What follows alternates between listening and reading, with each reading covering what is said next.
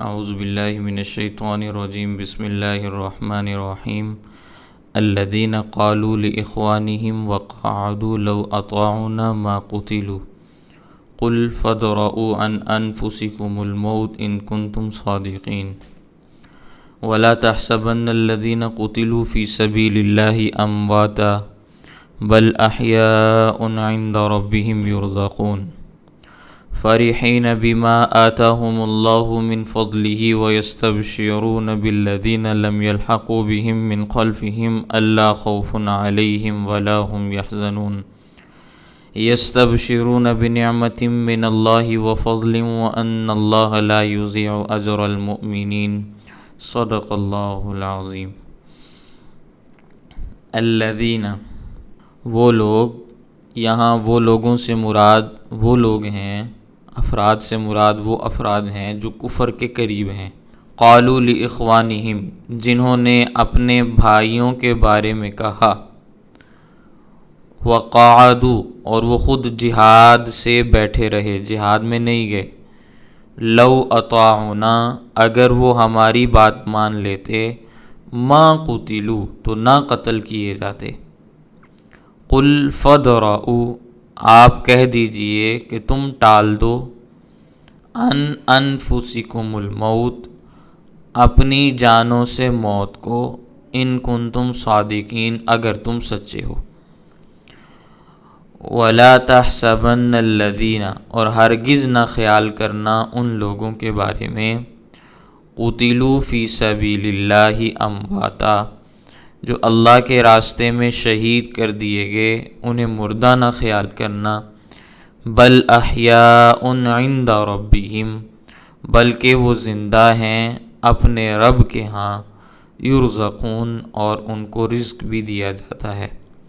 فرحین، وہ خوش ہیں، بما آتاہم اللہ، ان نعمتوں پر جو اللہ نے ان کو عطا فرمائی، من فضلہ، اپنے فضل سے، ویستبشرون،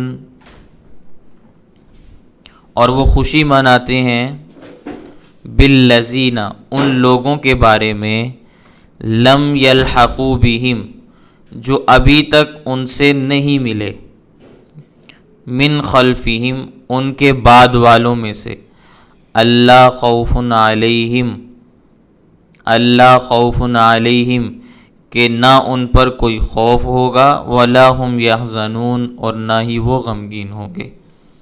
یستبشرون بنعمت من اللہ، یستبشرون، وہ خوشی مناتے ہیں اللہ کی نعمتوں پر، وفضل، اور اللہ کے فضل پر، وان اللہ لا یضیع، اور بے شک اللہ تعالیٰ نہیں ضائع کرتا مومنین، یعنی ایمان والوں کے اجر کو، ایمان والوں کے اجر کو اللہ تعالیٰ ضائع نہیں فرماتے۔ یہ آیات کا ترجمہ ہے جو میں نے آپ کے سامنے آیات تلاوت کی۔ غزوہ احد میں جس وقت مجاہدین اسلام کے پرچم کو بلند کرنے کے لیے ہتھیار اٹھا کر اپنے گھروں سے چلنے لگے، تو منافقوں نے ان کو روکنے کی بڑی کوشش کی کہ بھئی موت کے منہ میں نہ جاؤ، مارے جاؤ گے، یہ ہو جائے گا، وہ ہو جائے گا۔ پچھلے سال تم نے ان کے 70 آدمی مارے تھے، 70 تم نے گرفتار بھی کر لیے تھے، ان کو بڑا غصہ ہے، وہ بہت بڑی تعداد میں لشکر لے کر آئے ہیں، ان کے ساتھ ان کے حمایتی، ان کے وفادار اور قبیلے بھی ہیں، وہ تم سے پچھلے سال کا بدلہ بھی لیں گے، تو تم نہ جانا۔ تو یہ منافق مسلمانوں کے ہی رشتہ دار تھے، کسی کا باپ، کسی کا بھائی، کسی کا سالہ، کسی کا بہنوئی، کسی کا کچھ، کسی کا کچھ، تو روکنے کی پوری کوشش کر رہے تھے۔ تو ان آیات میں اللہ تعالیٰ نے ان لوگوں کا تذکرہ کیا۔ تو اللہ تعالیٰ فرماتے ہیں الذین، وہ لوگ جو منافق ہیں، یعنی کفر کے زیادہ قریب ہیں، قالوا لاخوانہم، انہوں نے اپنے بھائیوں سے یہ بات کہی کیونکہ وہ آپس میں تعلق والے تھے، رشتہ دار تھے، وقعدوا، خود وہ جہاد سے بیٹھے رہے، جہاد کے لیے نہیں گئے، جو جہاد کے لیے گئے وہ تو شہید ہو گئے۔ ان کے متعلق یہ بات کہی، لو اطاعنا، اگر وہ ہماری بات مان لیتے، ما قتلوا، تو وہ یوں قتل نہ کیے جاتے، مارے نہ جاتے۔ ہم نے تو پہلے ہی منع کیا تھا کہ موت کے منہ میں نہ جاؤ، لیکن انہوں نے ہماری بات نہیں سنی، اتنے افراد شہید ہو گئے، قتل ہو گئے۔ تو اللہ تعالیٰ فرماتے ہیں دوسروں کو موت کے منہ سے بچنے والا نسخہ بتانے والوں، تم یہ نسخہ خود اپنا لو، تم یہ نسخہ خود اپنا لو، اپنے آپ کو موت کے منہ سے بچا لو۔ قل فادرؤوا، آپ فرما دیجئے اے پیغمبر، آپ ان سے کہہ دیجئے کہ تم ٹال لو، ان انفسکم الموت، اپنی جانوں سے موت کو، تم نے بھی تو ایک دن مرنا ہے، تمہارے اوپر بھی تو موت آنی ہے، تو ذرا تم اپنے اوپر سے موت کو ہٹا کے دکھانا۔ تم کہتے ہو کہ بھئی وہ میدان میں گئے اور جا کے مارے گئے، ان کی موت میدان میں ہی لکھی ہوئی تھی، وہ تو اللہ کے راستے میں شہید ہو گئے۔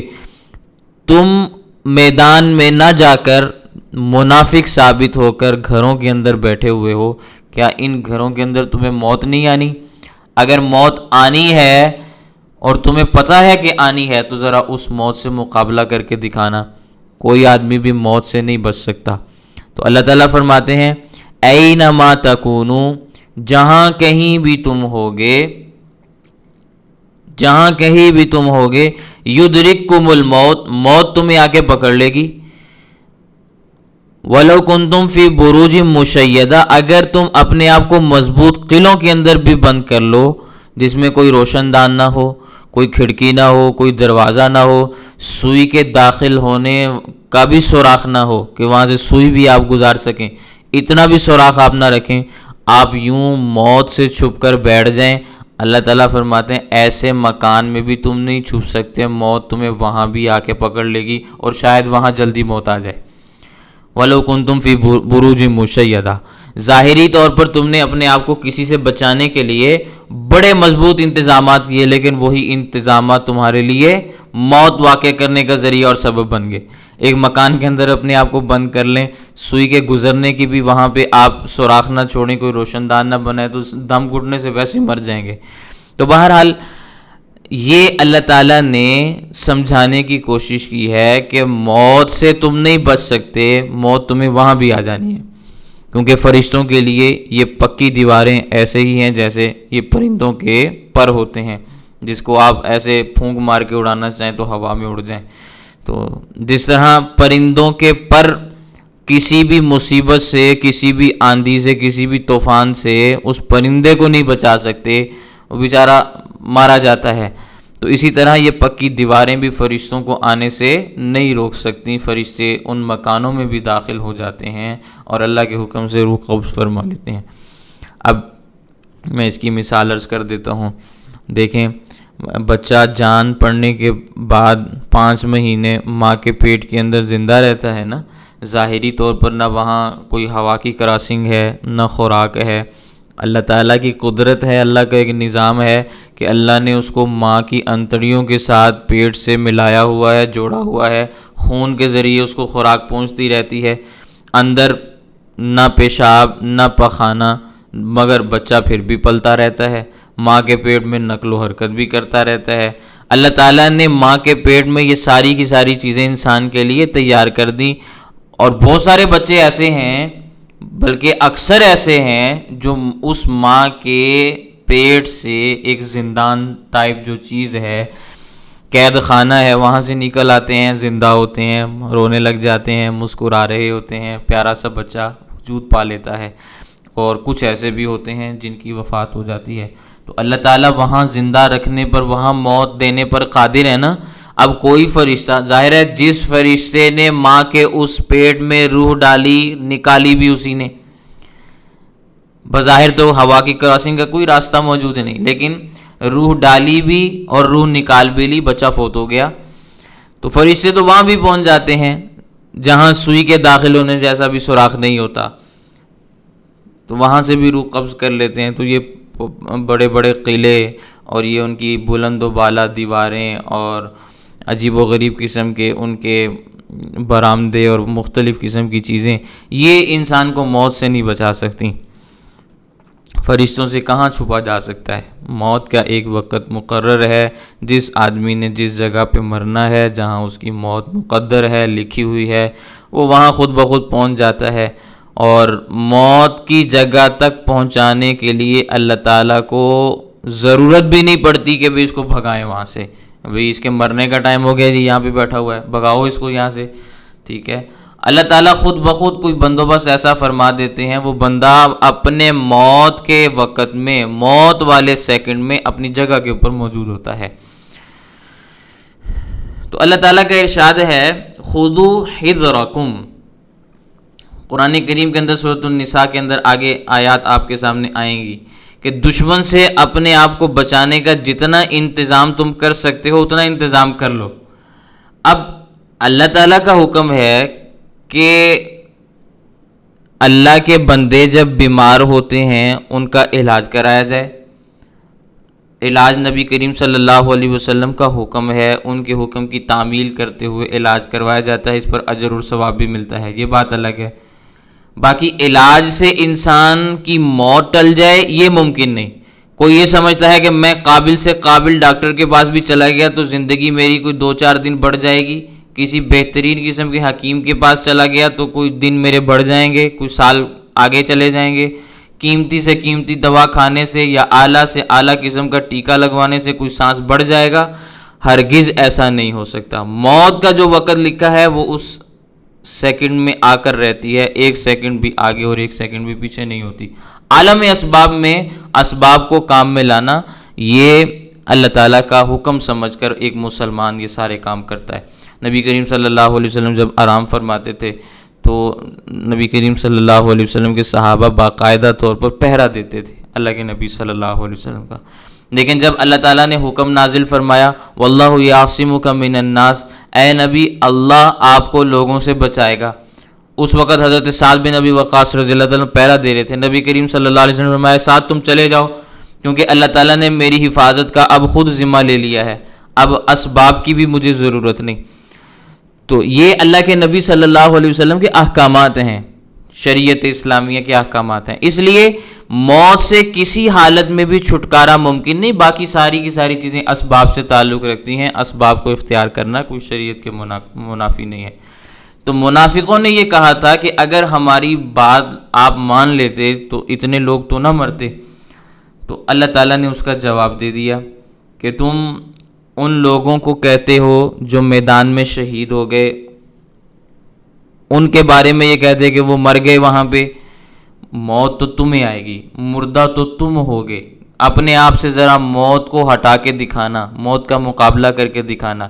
وہ لوگ جو میدان میں مارے گئے انہیں تو حیات جاویدانی اللہ تعالیٰ نے نصیب کر دی۔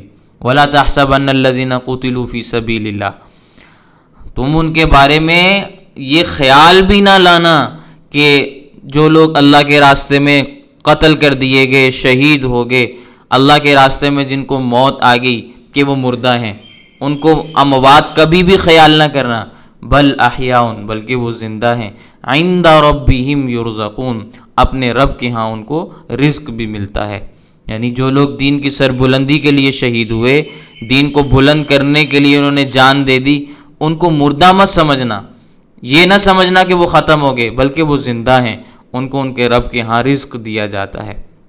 اور یہ سورۃ البقرہ کے اندر بھی آیت آپ کے سامنے گزر گئی، وَلَا تَقُولُوا لِمَن يُقْتَلُ فِي سَبِيلِ اللَّهِ أَمْوَاتٌ، وہاں بھی میں نے یہ بات آپ کے سامنے عرض کی تھی کہ ان لوگوں کے متعلق جو شہید ہو جاتے ہیں، اللہ کے راستے میں جان دے دیتے ہیں، اللہ تعالیٰ فرماتے ہیں کہ انہیں مردہ نہ کہو، انہیں مردہ نہ سمجھو۔ سمجھ آ رہی ہے؟ اب بہت ساری باتیں ہیں جو میں نے پہلے بھی سورۃ البقرہ کے ضمن میں آپ کے سامنے عرض کی تھی کہ جو حضرات کافروں کے ہاتھوں شہید ہو گئے، ان میں سے بعض ایسے شہداء بھی تھے کہ کافروں نے ان کے سر کو ان کے جسموں سے الگ کر دیا، سر ان کے الگ ہیں، دھڑ ان کا الگ پڑا ہوا ہے۔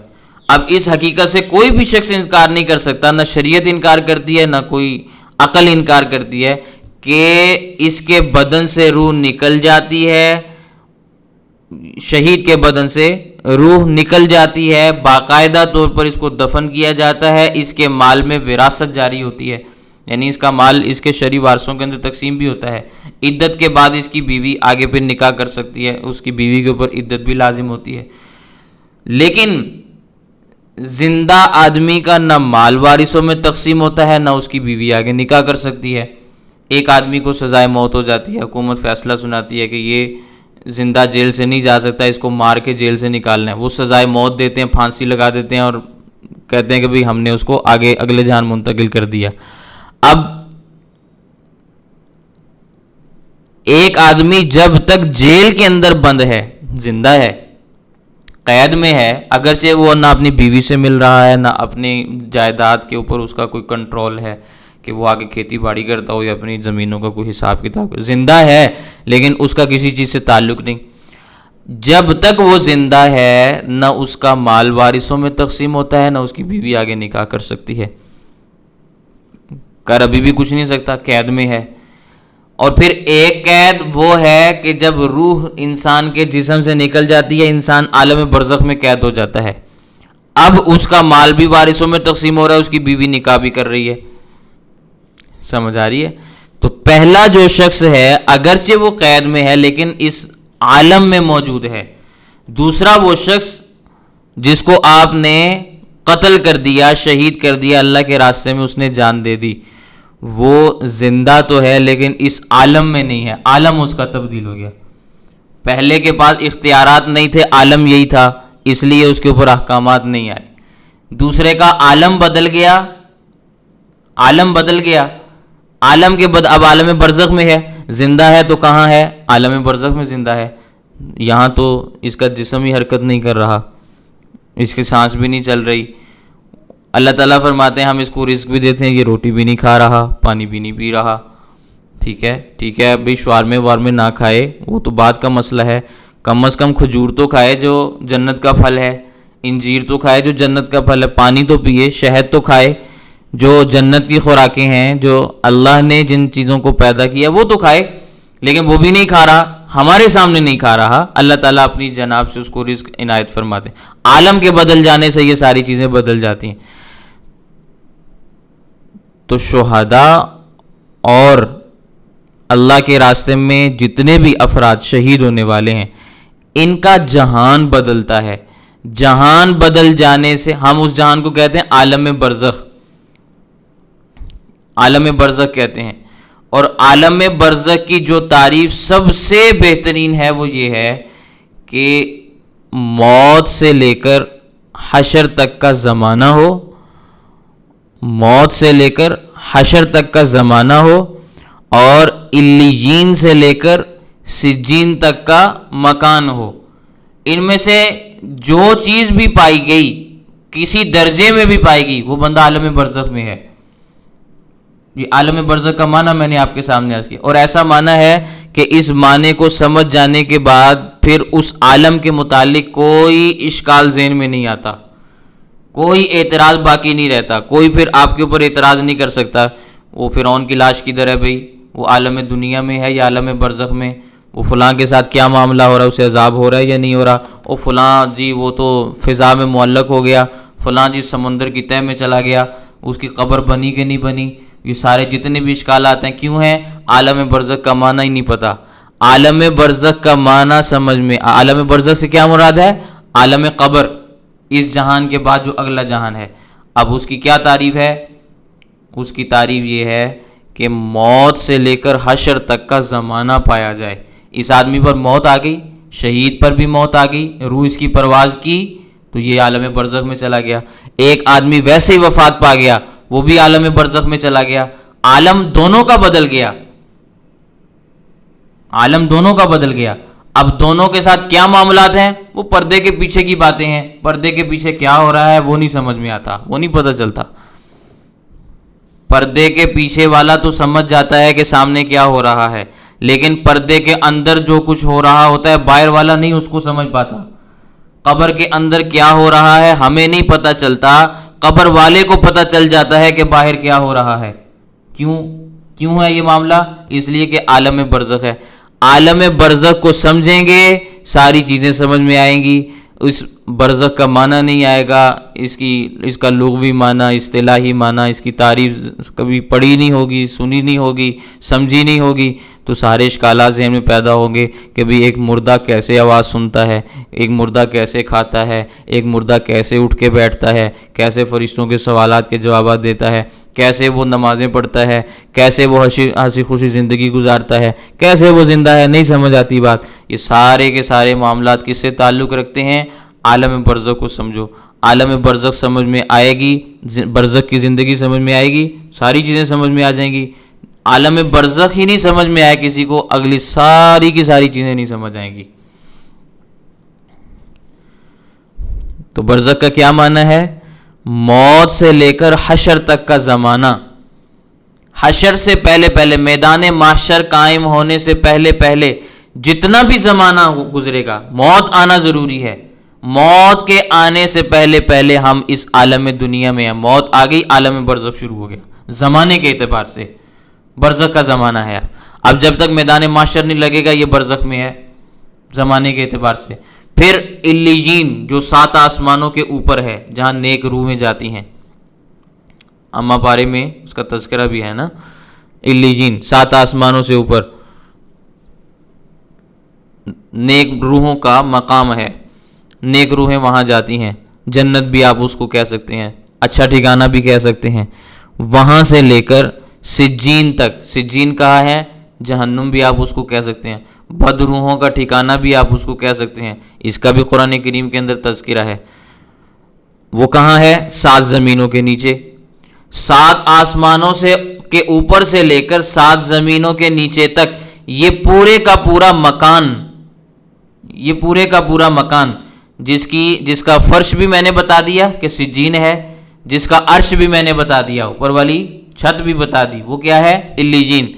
یہ پورا کمرہ ہے، اس کے درمیان میں کہیں بھی انسان ہوگا، موت آ گئی، اب وہ عالم برزخ میں ہے۔ اب ایک آدمی فضا میں معلق ہو گیا، اس کی خاک بھی زمین تک نہیں پہنچی، ایسے طیارہ تباہ ہوا کہ انسان کے پرچخے اس انداز میں اڑے کہ ایک بوٹی بھی زمین پہ نہیں گری، فضا میں معلق ہو گئی، بکھر گئی ہر چیز۔ یہ فضا علیین اور سجین کے درمیان ہے کہ نہیں ہے؟ علیین اور سجین کے درمیان ہے نا، 7 آسمانوں کے اوپر اور 7 زمینوں کے درمیان میں ہی ہے نا، تو یہ عالم برزخ میں ہی ہے۔ سمجھ آئی؟ ایک آدمی سمندر کی تہ میں غرق ہو گیا، قبر، لوگ کہتے ہیں اس کی قبر کہاں، ہم کہتے ہیں وہی اس کی قبر ہے جہاں اس کے اجزاء پہنچے۔ کیوں؟ علیین اور سجین کے درمیان کا مقام ہے۔ عالم برزخ، موت آ گئی، عالم برزخ شروع ہو گیا۔ یہ جی فرعون کی لاش دنیا میں پڑی ہے، یہ عالم دنیا میں ہے یا عالم برزخ میں ہے؟ عالم برزخ میں ہے، نظر تو ہمیں آ رہی ہے، لیکن علیین اور سجین کے درمیان میں ہے کہ نہیں ہے؟ درمیان میں ہے نا، تو عالم برزخ میں ہے۔ اس پر موت بھی آ گئی ہے، زمانے کے اعتبار سے بھی وہ عالم برزخ میں ہے، اور مکان کے اعتبار سے بھی وہ عالم برزخ میں ہے۔ اس کو عذاب، جو عذاب ہو رہا ہے وہ ہمیں نہیں دکھائی دے رہا، اس لیے کہ وہ عالم برزخ میں ہے۔ برزخ کس کو کہتے ہیں؟ پردے کے پیچھے چھپی ہوئی چیز کو۔ ایک عورت پردے میں ہے، وہ اپنی نگاہوں سے پردے میں ہونے کے باوجود باہر دیکھ رہی ہے کہ کیا کچھ ہو رہا ہے۔ ایسا ہے کہ نہیں ہے؟ عورتیں دیکھ لیتی ہیں نا، نقاب کیا ہوا ہے ساری چیزیں، اور دیکھنے میں کوئی حرج کی بات بھی نہیں، کوئی میں فتویٰ نہیں لگا رہا کہ آپ کو دیکھنا نہیں چاہیے، دیکھ لیتی ہیں، اور دیکھنے کی اجازت بھی موجود ہے، دیکھ لیتی ہیں کہ باہر کیا ہو رہا ہے۔ لیکن باہر والے کو یہ اجازت بھی نہیں، اور باہر والا دیکھ بھی نہیں سکتا کہ پردے کے اندر کیا چیز چھپی ہوئی ہے۔ صحیح طور پر پردہ کیا ہوا ہو، عالم برزخ تو صحیح پردہ ہے، پتہ بھی نہیں لگتا۔ یہ برقعے کی تو میں نے مثال دی ہے، ٹھیک ہے؟ تو برقعے کے اندر چھپی ہوئی عورت کیسی ہے باہر والے کو نہیں پتہ چلتا۔ کمرے کے اندر، پردے کے اندر بیٹھی ہوئی عورت اندر کیا کر رہی ہے، یا کمرے کے اندر پردے کے پیچھے کیا ہو رہا ہے، پردے کے باہر والے کو نہیں پتہ چلتا۔ اس فرعون کے ساتھ اس عالم برزخ میں ہوتے ہوئے، ہماری نگاہوں کے سامنے ہوتے ہوئے پھر بھی کیا کچھ ہو رہا ہے ہمیں کیوں نہیں پتہ چل رہا؟ اس لیے کہ ایک عالم کا پردہ ہے، ایک حجاب ہے، وہ اس حجاب کے پیچھے کی چیزیں ہیں، وہ ہمیں سمجھ نہیں آتی۔ آپ قبر کی کھدائی کرتے ہیں، آپ کہتے ہیں کہ بھی گناہ گار کو عذاب ہوتا ہے، آپ قبر کھولتے ہیں، دیکھتے ہیں اس کی لاش پڑی ہوئی ہے، ہڈیاں پڑی ہوئی ہیں اور آرام سے لیٹا ہوا ہے، کچھ بھی نہیں ہو رہا اس کو. ایسا ہے کہ نہیں ہے؟ کچھ بھی نہیں ہو رہا. کیوں نہیں پتہ چل رہا؟ عالم برزخ ہے. تو خیر، عالم کے بدل جانے سے ساری چیزیں بدل جاتی ہیں. اب شہید کا عالم بدل گیا ہے، وہ زندہ بھی ہے، آپ کو کیوں نہیں پتہ چل رہا؟ عالم بدل گیا.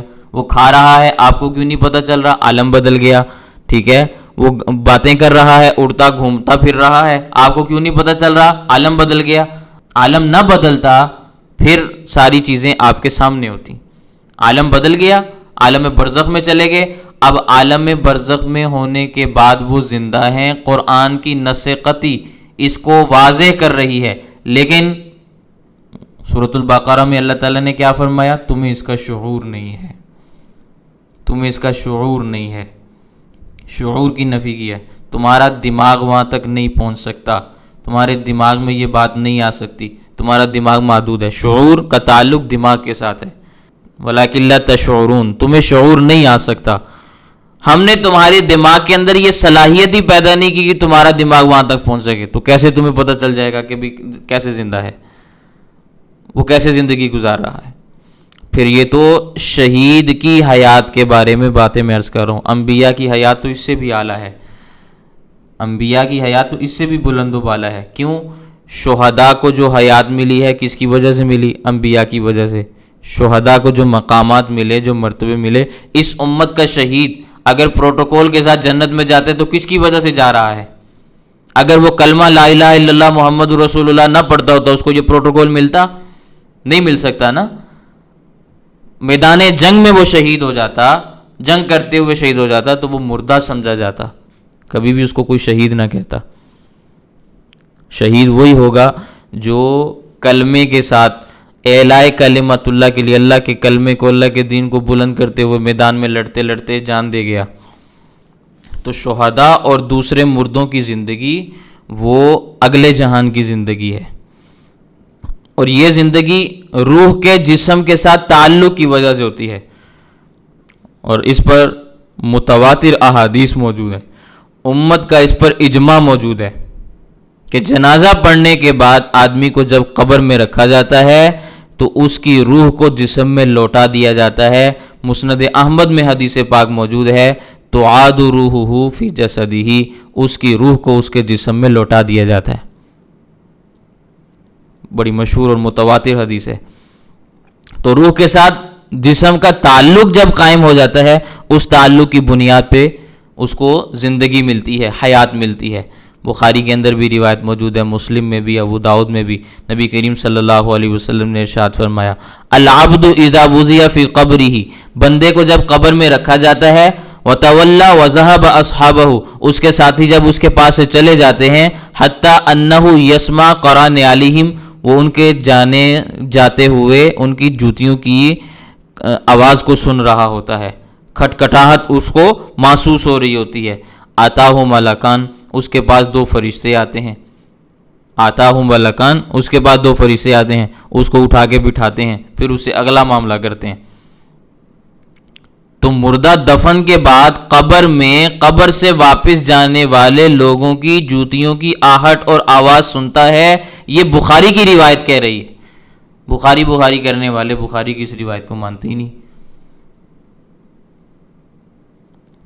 علماء اہل سنت والجماعت کا یہی مذہب ہے. ہاں، معتزلہ کا یہ مذہب نہیں تھا، غلط قسم کا طبقہ تھا. رافضیوں کا یہ مذہب نہیں ہے، وہ باطل طبقہ ہے. خارجیوں کا یہ مذہب نہیں ہے، وہ باطل طبقہ ہے. پہلے زمانے کی بات کر رہا ہوں، اس سے آپ کو یہ بات سمجھ میں آ جانی چاہیے. آج کے زمانے میں اگر کچھ افراد ایسے ہیں جو اس مسئلے کا انکار کرتے ہیں تو ان کا تعلق کس جماعت سے؟ ہم یہ کہہ دیتے ہیں پہلے زمانے میں فلاں فلاں فلاں طبقے نے یہ کہا تھا، آج جو ان کی بات کر رہا ہے تو انہی میں سے ہے. خود ہی شامل کر لو کون کون ان میں سے ہے. تو اللہ تعالیٰ فرماتے ہیں وَلَٰكِن لَا تَشْعُرُونَ، تمہیں شعور نہیں آ سکتا، تم نہیں سمجھ سکتے اس بات کو کہ ہم نے کیسے ان کو زندگی دی. کسی شہید کی قبر کھل جائے میں تو پہلے مردے کی بات کی نا. آپ کسی شہید کی قبر کو کھول کے دیکھ لیں, اور کئی شہداء ہیں جن کی قبور کو کھولا گیا, کھولنے کے بعد بھی وہاں آپ کو کوئی نقل و حرکت محسوس نہیں ہوگی, زندہ ہے.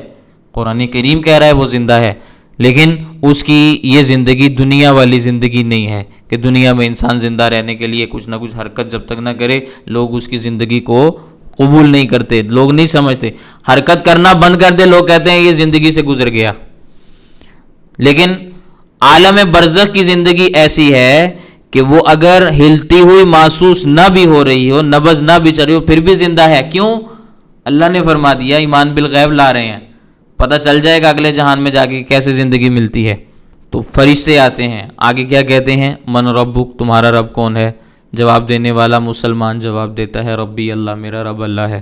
پھر سوال ہوتا ہے من نبیک, آپ کس نبی کے امتی ہیں؟ من نبیک, آپ کے نبی کون ہیں؟ ٹھیک ہے, وہ جواب دیتے ہیں نبی محمد صلی اللہ علیہ وسلم, میرے نبی حضرت محمد رسول اللہ صلی اللہ علیہ وسلم ہے. پھر سوال ہوتا ہے ما دینک, تو کس دین کے مطابق زندگی گزار کے آیا؟ کون سے طریقے پر چلتا ہوا آیا ہے؟ جس طریقے پہ چلتا ہوا قبر تک پہنچے گا وہی طریقہ بیان کرے گا. ما دینو کا کوئی اور جواب نہیں دے سکتا جس نے دین اسلام کے اوپر اس دنیا میں رہتے ہوئے عمل نہیں کیا. وہ نہیں کہہ سکتا دینی الاسلام. دین کہتے ہیں راستے کو, کس راستے پر چلتے ہوئے یہاں تک پہنچے ہو, ذرا وہ راستہ آئیڈینٹیفائی کرو کہ کس راستے سے آئے ہو یہاں تک. وہ راستہ بتائے گا کہ تم نے آگے کدھر کو جانا ہے. تو پھر جب راستہ متعین ہو جاتا ہے, وہ کامیاب ہو جاتا ہے, تو جہنم کی کھڑکی کھولی جاتی ہے. وہ گھبرا جاتا ہے, بھئی میں نے تو سوالوں کے صحیح جواب دیے, یہ کیا ہو گیا؟ آگ اس کو دکھائی جاتی ہے. فرشتے کہتے ہیں گھبراؤ نہیں, پہلے ہم نے تمہارے لیے یہ ٹھکانہ بنایا تھا, لیکن اللہ نے تمہارے اس ٹھکانے کے بدلے تمہیں جنت میں ٹھکانہ عنایت کر دیا ہے. دکھا تمہیں اس لیے رہے ہیں, اگر تم صحیح ایمان کے ساتھ اور صحیح راستے سے نہ آتے تو تم نے یہاں جانا تھا. پھر جنت کی کھڑکی کھولی جاتی ہے, جنت کی ہوائیں اور خوشبوئیں اسے نصیب ہوتی ہیں. پھر اس کو کہا جاتا ہے بھئی اب دلہن کی طرح آرام سے مزے کے ساتھ سو جاؤ. وہ سو جاتا ہے. سمجھ آئی؟ لیکن اگر کافر ہے, منافق ہے, بے ایمان ہے, اسے پوچھنے والے پوچھتے ہیں بھئی تمہارا رب کون ہے؟ کہتا ہے بھئی مجھے کیا پتا بھئی کون ہے, ما ادری لا ادری, مجھے نہیں پتا. من نبیک, تمہارا نبی کیا ہے؟ ہاں لا ادری, مجھے نہیں پتا. ما دینک, تمہارا دین کیا ہے, کس راستے پر چلتے ہوئے یہاں تک آئے ہو؟ وہ کہتے ہیں بھئی مجھے کیا پتا میں کس راستے پر چلتا ہوا آیا ہوں. تو حدیث پاک کے اندر آتا ہے ایک ایسا فرشتہ اس کے اوپر مسلط کر دیا جاتا ہے, اعمی و اصم, جو اندھا اور بہرا ہوتا ہے, اس کو ایسے زور سے ہتھوڑا مارتا ہے کہ پہاڑ کی چوٹیاں بھی اگر اس کے اس ہتھوڑے کی زد میں آ جائیں تو وہ بھی ریزہ ریزہ ہو جائیں, نمک کی طرح باریک باریک ہو جائیں, اور وہ فرشتہ اس کی پٹائی شروع کرتا ہے. اس انداز میں مارتا ہے, اور وہ پھر مردہ ایسے چیختا ہے کہ اس کی آواز کو انسان اور جنوں کے علاوہ کائنات کی ہر مخلوق سنتی ہے. فَيَصِيحُ صَيْحَةً إِلَّا الثَّقَلَيْنِ, یہ حدیث پاک کا جملہ ہے. ثقلین کے علاوہ, ثقلین سے کون مراد ہیں؟ انسان اور جن. ان کے علاوہ کائنات کی ہر مخلوق اس کی آواز کو سنتی ہے, لیکن وہ فرشتہ بھی نہیں سن رہا ہوتا, کہیں اس کو ترس نہ آ جائے. اعمیٰ, نہ دیکھ رہا ہوتا ہے نہ سن رہا ہوتا ہے, بس ماری جاؤ. تو میں آپ کے سامنے جو بات عرض کر رہا تھا وہ یہ کہ یہ سارے معاملات جو میں نے آپ کے سامنے بیان کیے روایات کے ضمن میں, یہ سارے معاملات تب ثابت ہوتے ہیں جب آپ روح کا جسم کے ساتھ تعلق مانیں گے. روح لوٹتی نہیں ہے تو کس کو اٹھا کے سوال کیا؟ مردہ کوئی جواب دے سکتا ہے, بول سکتا ہے, سن سکتا ہے, دیکھ سکتا ہے؟ کچھ بھی نہیں کر سکتا. تو جب روح کا تعلق ہی نہیں رہے گا تو کس سے سوالات ہو رہے ہیں, کون جوابات دے رہا ہے کس کو؟ روح کا تعلق ہی نہیں ہے, جزا کون محسوس کر رہا ہے, سزا کون وصول کر رہا ہے, کس کو سزا مل رہی؟ کچھ بھی نہیں. پھر تو یہ ہوا نا کہ بھئی یہ ساری زندگی یہ روح انسان کو گمراہ کرتی رہی, مرنے کے بعد یہ روح خود نکل کے اوپر کو چلی گئی, اور جسم بیچارہ مارے کھا رہا ہے۔ روح نے ساری زندگی اس جسم سے غلط کام کروائے، بعد میں روح نکل کے بھاگ گئی اور بیچارہ جسم پھنس گیا۔ یہ ظلم ہے کہ نہیں ہے؟ تو اپنے آپ کو اصحاب العدل و توحید کہنے والے کہ ہم عدل اور توحید والے ہیں، اس مسئلے میں توحید اور عدل کے خلاف چل رہے ہیں، اور صرف اس مسئلے میں نہیں، کئی اور مسئلے میں بیچارے غلط فہمی میں مبتلا ہیں، ایسی خواہ اپنے آپ کے بارے میں یہ سمجھتے ہیں کہ ہم عدل اور توحید والے ہیں۔ تو آج کے زمانے میں بھی ایسے افراد موجود ہیں، اور ابھی تازہ کچھ واقعات سامنے آ رہے ہیں کہ وہ بڑے دھڑلے کے ساتھ کہہ رہے ہیں کہ بھی ہم اہل حق ہیں اور ہم یہ ہیں اور ہم وہ ہیں، اور ان کے شور کو دنیا محسوس کر رہی ہے۔ شاید آپ تک شور پہنچتا ہے کہ نہیں پہنچتا، میرے علم میں نہیں، لیکن یورپ تک ان کی آواز پہنچ رہی ہے، یورپ تک ان کی آواز۔ کل پرسوں کی بات ہے، ایک فون آیا، وہ جی یہ معاملہ ہو گیا ہے، تو اس کے بارے میں آپ کیا جانتے ہیں، صحیح بات کیا ہے، ہمیں کچھ سمجھ نہیں آ رہی، یہ ہو رہا ہے۔ علماء کا، عام بندوں کا نہیں، عام بندوں کو تو شاید نہ پتہ ہو۔ تو بہرحال اعادہ روح کا جسم کی طرف یہ برحق ہے۔ حضرت امام اعظم ابو حنیفہ رحمہ اللہ نے عقائد پر ایک کتاب لکھی، مستند ترین کتاب عقیدے کے اوپر، الفقہ الاکبر، پوری دنیا کے اندر جس کو پڑھنے والے صرف حنفی نہیں ہیں، شافعی بھی ہیں، مالکی بھی ہیں، حنبلی بھی ہیں، ساری دنیا جس عقیدے کو پڑھتی ہے، اس میں انہوں نے کیا لکھا؟ جہاں یہ لکھا کہ جنت برحق ہے، دوزخ برحق ہے، حساب برحق ہے، حشر نشر برحق ہے اور پل صراط برحق ہے، وہاں یہ بھی بیان کیا وَإِعَادَةُ الرُّوحِ إِلَى الْعَبْدِ فِي قَبْرِهِ حَقٌّ۔ یہ عقیدہ وہاں لکھا ہوا ہے، کھول کے دیکھ لیں کہ قبر میں روح کا بندے کی طرف لوٹایا جانا برحق ہے۔ تو یہ تو عام مردوں کے بارے میں نے ساری بات عرض کی، شہداء اس سے بلند ہیں۔ پھر شہداء کی کیا بات، اس پر تو قرآن کی آیت آ گئی، انبیاء تو اس سے بھی بلند و بالا ہیں، انبیاء تو اس سے بھی بلند و بالا ہیں۔ ان عام مردوں کو جو حیات ملی، جو قبر کے اندر ثواب مل رہا ہے، جو لذتیں مل رہی ہیں، وہ کس کی وجہ سے؟ نبی کی وجہ سے۔ شہید کو جو نعمتیں مل رہی ہیں، کس کی وجہ سے؟ نبی کی وجہ سے۔ وہ خود نبی معاذ اللہ مردہ ہوں گے؟ کیسی سوچ ہے لوگوں کی۔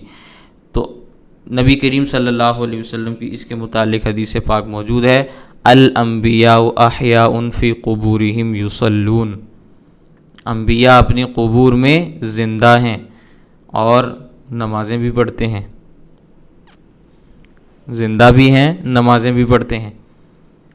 زندہ ہیں اسی لیے روزہ اقدس پہ پڑھا جانے والا درود پاک سنتے بھی ہیں، پھر جواب بھی دیتے ہیں، کیونکہ نبی کریم صلی اللہ علیہ وسلم نے خود یہ جملہ ارشاد فرمایا، من صلی عند قبری سمعتہ، جس نے میری قبر کے پاس درود پاک پڑھا اسے میں خود سنتا ہوں، من صلی علیہ من بعید علمتہ، اور جو کوئی دور سے میرے اوپر درود پاک پڑھتا ہے، پاکستان، ہندوستان سے یا دنیا کے کسی اور خطے سے یا کسی جنگل سے، علمتہ، مجھے اس کے بارے میں بتلایا جاتا ہے، مجھے باخبر کیا جاتا ہے کہ فلاں نے آپ کے اوپر درود پاک پڑھا ہے۔ ان للہ ملائکۃ سیاحین فی الارض، اللہ کے فرشتے زمین میں سیاحت کرتے پھرتے ہیں، گھومتے پھرتے ہیں، دوڑتے پھرتے ہیں، یبلغون عن امتی السلام، میری امت کی طرف سے جو امتی مجھے صلاۃ و سلام بھیجیں مجھ تک پہنچاتے ہیں۔ سمجھ آ رہی ہے؟ تو یہ کوئی معمولی مسئلہ نہیں ہے، عقیدے کا مسئلہ ہے، قرآن کریم کا بڑا مضبوط اور بڑا پختہ مسئلہ ہے۔ اس لیے جو آدمی اس نظریے کا قائل نہ ہو کہ انبیاء اپنی قبور میں زندہ ہیں، یا اس نظریے کا قائل نہ ہو کہ شہداء اپنی قبور میں زندہ ہیں، یا اس نظریے کا قائل نہ ہو کہ عام مردے قبر کے اندر وہ زندہ ہوتے ہیں اور وہ سوال و جواب دیتے ہیں، ان کو راحت اور عذاب وہاں پہ ہوتا ہے، جو اس چیز کو نہیں مانتا وہ گمراہ ہے، وہ گمراہ ہے۔ ہاں اتنی بات ہم ضرور عرض کرتے ہیں، آپ کے ذہن میں بھی میں یہ بات عرض کرنا، آپ کے سامنے بھی بات عرض کرنا ضروری سمجھتا ہوں۔ ایک مسئلہ ہے عام مردوں کے سننے یا نہ سننے کا، عام مردوں کی زندگی یا زندگی کا مسئلہ نہیں ہوتا، لوگ اس کو غلط انداز میں بیان کرتے ہیں کہ عام مردہ زندہ ہے یا نہیں زندہ۔ ہر قبر میں جانے والے مردے سے سوال ہوتا ہے، قبر میں اترنے والا ہر مردہ جواب دیتا ہے ان سوالوں کا، اچھا ہو یا برا ہو۔ تو کافر بھی زندہ ہے وگرنہ جواب کیسے دیتا ہے؟ زندگی اس کو نہ ملے تو جواب کیسے وہ دے؟ یہ مسئلہ حل کریں ہمارے سامنے۔ زندگی ملتی ہے لیکن اس زندگی کا وہ زندگی ہوتی کیسی ہے یہ اللہ بہتر جانتے ہیں، اس کے بارے میں ہمیں نہیں بتایا گیا۔ جب ہمیں نہیں بتایا گیا ہم اس کے بارے میں گفتگو بھی نہیں کرتے۔ ہمیں یہ بتایا گیا کہ سوال ہوتا ہے تو سبھی سے ہوتا ہے، انبیاء سے نہیں ہوتا، وہ معاملہ الگ ہے۔ انبیاء کے علاوہ ہر امتی سے سوال ہوتا ہے، چھوٹا ہو یا بڑا ہو۔ وہ جی آتا ہے ابھی فلاں بزرگ قبر میں ان کے پاس فرشتے گئے اور ان کو جا کے کہا کہ بھی من ربو کا، تمہارا رب کون ہے؟ تو انہوں نے آگے سے کہا بھائی تمہیں ابھی تک یہی نہیں پتا میرا رب کون ہے۔ یہ غلط باتیں ہیں، من گھڑت باتیں ہیں۔ تم نے کیمرے نہیں لگائے تھے وہاں پہ، یا تمہیں کسی نے آ کے وہاں سے کوئی خط نہیں بھیجا کہ بھی ہم نے یہ جواب دیا۔ غلط باتیں نہ کہو، جتنی بات بیان کی گئی ہے حدیث پاک میں وہیں تک رہو، اس سے آگے ایک جملہ بھی نہ کہو۔ جتنی بات قرآن کریم میں بیان، قرآن کہتا ہے وہ زندہ ہیں، ہم مانتے ہیں وہ زندہ ہیں۔ کیسے زندہ ہیں ہمیں نہیں پتا، ان کو رزق دیا جاتا ہے، کیسے رزق دیا جاتا ہے، کیسے کھاتے ہیں ہمیں نہیں پتا۔ جتنی بات بیان کی گئی اتنی مانتے ہیں، جو نہیں بتایا گیا ہم نہیں مانتے، ہم نہیں اس کے بارے میں گفتگو کرتے۔ الانبیاء واحیاء فی قبورہم یصلون، انبیاء زندہ ہیں، نماز پڑھتے ہیں۔ کیسے نماز پڑھتے ہیں؟ چھوٹی سی قبر ہے، کھڑے کیسے ہوتے ہیں ہمیں نہیں پتا بھی کیسے کھڑے ہوتے ہیں، لیکن پڑھتے ہیں نماز۔ ہم اس کے خلاف نہیں چل سکتے اس لیے کہ حدیث پاک موجود ہے۔ یہ چیزیں سمجھ کب آئیں گی؟ مرنا پڑے گا، مریں گے تو یہ چیزیں سمجھ میں آئیں گی۔ مرنے والا واپس آ کے نہیں بتائے گا کہ میں یہ دیکھ کے آیا ہوں۔ اس لیے ایمان بالغیب کے طور پر ہم ان چیزوں کو قبول کرتے ہیں، لیکن جو شخص ان عقائد کو قبول نہیں کرتا، ان نظریات کو قبول نہیں کرتا، اس کا اہل السنت والجماعت سے کوئی تعلق نہیں ہے، کوئی تعلق نہیں ہے۔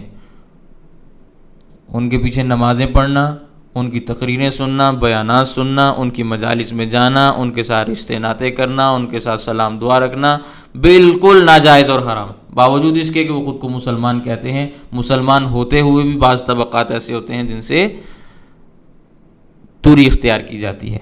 خود نبی کریم صلی اللہ علیہ وسلم نبی کریم صلی اللہ علیہ وسلم کی اپنی حدیثیں اس پر موجود ہیں، میں کئی دفعہ عرض کر چکا ہوں۔ لا تجالسوا اہل القدر، قدریہ کے پاس نہ بیٹھو۔ کیوں نہ بیٹھیں؟ وہ مسلمان نہیں؟ مسلمان ہیں، پھر کیوں نہ بیٹھیں؟ نبی نے کہہ دیا نہ بیٹھو، بس ٹھیک ہے، ابھی نہیں بیٹھیں گے۔ کہتے رہیں خود کو مسلمان ہیں ہم، لیکن ہم پھر بھی نہیں بیٹھیں گے۔ اللہ کے نبی صلی اللہ علیہ وسلم فرما دیا لا تسلموا، ان کو سلام نہ کرو، نہیں کریں گے سلام۔ وہ لاکھ مرتبہ ہمارے سامنے کلمہ پڑھیں، لیکن جب تک وہ تقدیر کا انکار کرتے رہیں گے ہم ان کو سلام بھی نہیں کریں گے۔ اللہ کے نبی صلی اللہ علیہ وسلم فرمایا ان کے جنازوں میں نہ جاؤ، ہم نہیں جائیں گے۔ ان کے مریضوں کی عیادت نہ کرو، ہم نہیں کریں گے۔ ہمارے لیے تعلیمات ہیں، ہم نے ان کے مطابق عمل کرنا ہے۔ اور پھر یہ نہیں ہے کہ جس کے بارے میں کہہ دیا بس اسی سے بچ کے رہنا ہے۔ اس امت میں اجتہاد کو جاری کیا گیا ہے ختم نبوت کی برکت سے، تو ہم یہ فیصلہ کرتے ہیں، غور و فکر کرتے ہیں کہ قدریہ کے پاس بیٹھنے سے کیوں منع کیا؟ اس لیے کہ گندے لوگ ہیں، عقیدے کے اعتبار سے گندے، ظاہری حلیے کے اعتبار سے تو شاید بہت صاف ستھرے ہوں، عقیدے کے اعتبار سے گندے ہیں۔ تو جو شخص عقیدے کے اعتبار سے گندا ہو اس کی مجلس میں نہیں بیٹھا جاتا، اس کو سلام نہیں کیا جاتا، یہ حدیث بتلا رہی ہے۔ ان کے ساتھ تعلقات، رشتے ناطے نہیں کیے جاتے۔ سمجھ آ رہی ہے؟ اس لیے یہ سمجھنے والی چیزیں ہیں۔ تو اللہ تعالیٰ فرماتے ہیں وَلَا تَحْسَبَنَّ الَّذِينَ قُتِلُوا فِي سَبِيلِ اللَّهِ أَمْوَاتٌ، ہرگز تم ان لوگوں کے بارے میں یہ گمان نہ رکھنا جو اللہ کے راستے میں شہید ہو گئے کہ وہ مردہ ہیں، وہ زندہ ہیں۔ عند ربہم، اللہ کے ہاں زندہ ہیں۔ اب باتیں تو اس پہ بھی بہت ساری ہیں۔ عند ربہم کا کیا مطلب ہے؟ لوگ کہتے ہیں اللہ کے پاس زندہ ہیں، اس قبر میں زندہ نہیں ہیں۔ عند ربہم، عند پاس، ربہم اپنے رب کے، اپنے رب کے پاس وہ زندہ ہیں، قبر میں نہیں زندہ۔ سمجھ گئے؟ جسم یہاں پڑا ہے اور شہید کہاں زندہ ہے؟ اپنے رب کے پاس. کہتے ہیں کہ بھی ہم قرآن کو مانتے ہیں، قرآن کہتے ہیں اپنے رب کے پاس زندہ ہیں، رب کے پاس، ہم کہتے ہیں وہ جنت میں زندہ ہیں. سمجھ آئی ہے؟ یہ قرآن کریم کی آیت کو نہ سمجھنے کی دلیل. کسی آدمی نے، کسی مفسر نے، کسی محدث نے اس کے بارے میں آج تک یہ جملہ کہا ہو کہ عند ربہم کا یہ ترجمہ ہے یا یہ معنی ہے، یہ مفہوم ہے کہ وہ اپنے رب کے ہاں، اپنے رب کے پاس ایسے زندہ ہیں کہ اللہ کے پاس ہیں، وہ اس دنیا میں نہیں، اس قبر میں نہیں. اسی لیے جو افراد، یہ بات آپ نے سمجھنی ہے، جو افراد مردوں کی حیات کے قائل نہیں، شہداء کی حیات کے قائل نہیں، انبیاء کی حیات کے قائل نہیں، وہ اس زمینی قبر کو قبر بھی نہیں مانتے. وہ اس زمینی قبر کو قبر بھی تسلیم نہیں کرتے، وہ قبر کا بھی انکار کرتے ہیں. تو خیر، میں جو بات آپ کو سمجھانے لگا تھا وہ یہ، انبیاء کی حیات میں کسی کا اختلاف نہیں، تمام کے تمام اہل سنت والجماعت اس کے اوپر متفق ہیں. وہ حنابلہ ہوں، شوافع ہوں، مالکیہ ہوں، احناف ہوں، ماتریدیہ ہوں، اشاعرہ ہوں، یا کوئی بھی طبقہ ہو، اہل سنت والجماعت میں سے کوئی طبقہ بھی انبیاء کی حیات کا منکر نہیں. اسی طرح شہداء کی حیات کا بھی کوئی منکر نہیں. مسئلہ آتا ہے عام مردوں کے سما کا، حیات کی میں بات نہیں کر رہا، سما کا. سما کہتے ہیں سننے کو. صحابہ کرام کے درمیان اس مسئلے میں اختلاف رہا ہے. بعض صحابہ کرام عام مردوں کے سما کے قائل ہیں، یعنی وہ یہ فرماتے ہیں مردے سنتے ہیں، اور بعض صحابہ کرام یہ فرماتے ہیں کہ مردے نہیں سنتے. تو یہ سماع موتا کا مسئلہ کہلاتا ہے. موتا کہتے ہیں مردوں کو، سما کہتے ہیں سننے کو. ٹھیک ہے؟ مردوں کا سننا یا نہ سننا یہ مسئلہ اختلافی ہے، حیات کا مسئلہ نہیں، سما کا مسئلہ جو صحابہ کرام، اور وہ بھی عام مردوں کے بارے میں جو ہمارے قبرستان کے اندر دفن ہے، عام مردے. تو جب صحابہ کرام کے درمیان اختلاف رہا ہے، ہم اس اختلاف کو قبول کرتے ہیں. ہم کہتے ہیں بھی ٹھیک ہے، آپ کسی ایسے صحابی کی بات مانتے ہیں جو فرماتے ہیں کہ مردے نہیں سنتے، ٹھیک ہے بھائی، ہم آپ کو قبول کریں گے، ہم آپ کا احترام کریں گے، ہم آپ کو غلط نہیں کہہ سکتے، کیونکہ آپ کو غلط کہیں گے اس کا مطلب یہ ہے کہ ہم اس صحابی کو غلط کہہ رہے ہیں جن کا یہ مذہب تھا. ہم نہیں کہہ سکتے، ہم خاموش ہو جاتے ہیں. اسی طرح اگر کسی کا یہ مذہب ہے کہ مردے سنتے ہیں، ہم اس کو یہ بھی نہیں کہہ سکتے کہ تم نے یہ شرک کھڑا کیا ہوا ہے، تم نے یہ شرک کا چور دروازہ بنایا ہوا ہے، ہم یہ بھی نہیں کہتے، اس لیے کہ وہ صحابہ ہیں.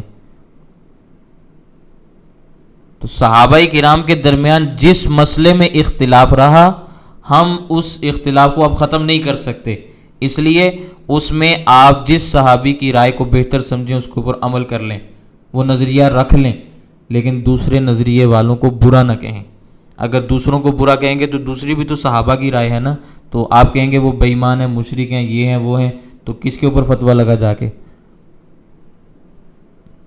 لیکن میں یہ دوبارہ عرض کر رہا ہوں، یہ عام مردوں کے سما کا مسئلہ ہے، حیات کا نہیں، سما کا. انبیاء کی حیات میں کسی کو اختلاف نہیں، شہداء کی حیات میں کسی کو اختلاف نہیں، یہ سما کا مسئلہ اختلافی ہے. تو جہاں اختلاف ہے وہاں ہم اختلاف کو قبول کرتے ہیں، اور اس اختلاف کو امت کے لیے رحمت سمجھتے ہیں، اور اس اختلاف کو ہم نے کبھی بھی نہیں کہا کہ آؤ بھی بیٹھے مل کے حل کریں اس اختلاف. کیوں؟ ہمیں پتہ ہے صحابہ میں اختلاف تھا، ہم اس کو کیسے حل کر سکتے ہیں؟ حل کر ہی نہیں سکتے.